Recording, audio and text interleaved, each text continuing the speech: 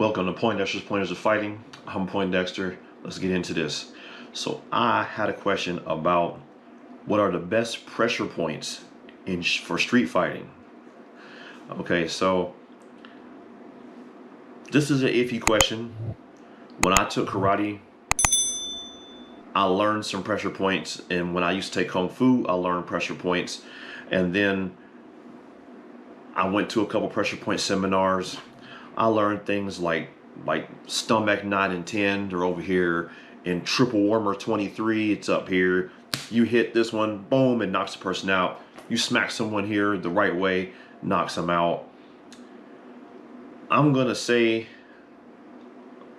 I'm not sure if these things work or not, because yes, I saw people demonstrate those moves on others. I watched guys, the teacher with student, wham, hit them, they drop like a fly, everybody rubs their feet and brings them back. But I never got to do that myself. I was never able to grab someone, wham, hit them here, and they just drop. It never happened in a fight. And also, realistically, it never came to my mind to do in a fight. So there are other pressure points you can press in the hands and in the face. All over the body, you got pressure points. But let's think about something realistically. When you're in a fight, how often are you thinking, man, when he throws a punch, I'm going to turn his head, and I'm going to hit him here, and then I'm going to block, and yak, and I'm going to hit stomach 9 and 10 and triple warmer 23. No one's thinking that. No one's thinking that in the heat of the moment. You literally would have to be training for years to get that precise, because the points they're talking about are really... there's a dent up here above your eyebrow, near your eyebrow. It's called triple warmer 23. It's a small space.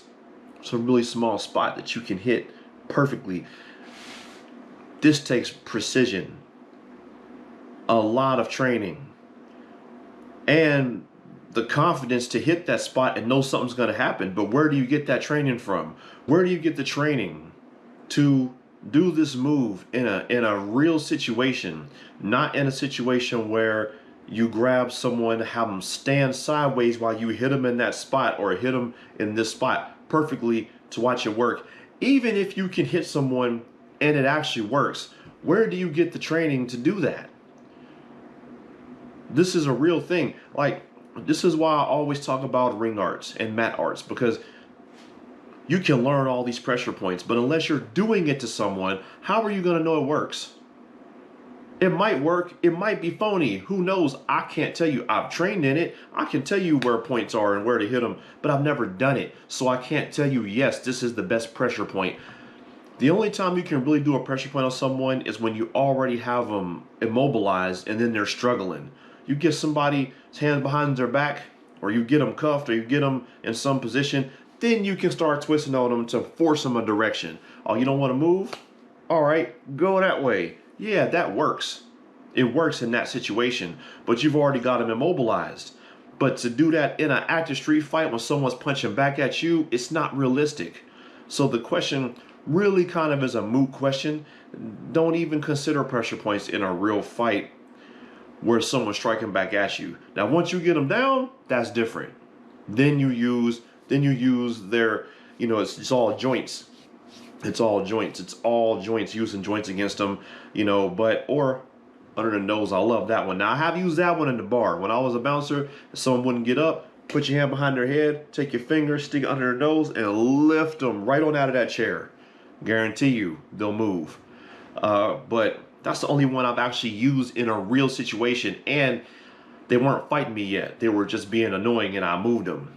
It didn't happen in a real, it didn't really happen like that. So, yeah, pressure points in a fight, don't think about that, because you're not going to think about it in a fight.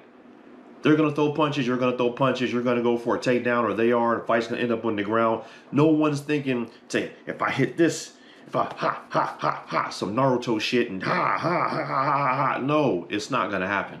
It's not going to happen. It's not a kung fu movie. So, don't worry about pressure points. I have not been able to prove that they work, even though I've trained in them for years. I've never been able to actually do one on somebody in a fight and see that it works. So that's my advice. Like and subscribe. Holla at your boy.